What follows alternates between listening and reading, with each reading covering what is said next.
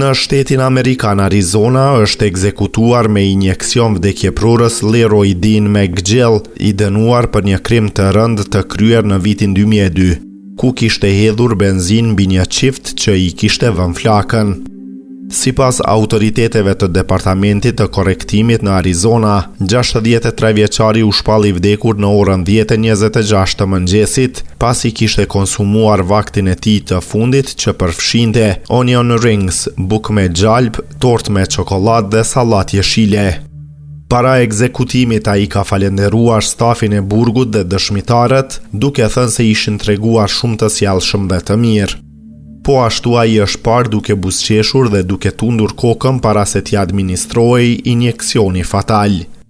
McGill ishte shpallur fajtor për vrasjen e Charles Perez dhe plagosjen e rënd të partnerës së tij, e cila i mbijetoi sulmit me djegje të rënda në trup.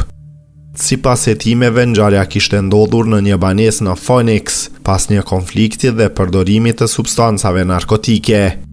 Jurit e kishin shpallur fajtor për vrasje, tentativë vrasje dhe zjarrvënie, ndërsa mbrojtja e tij kishin kërkuar mëshirë duke argumentuar probleme psikologjike dhe histori abuzimi gjatë fëmijërisë.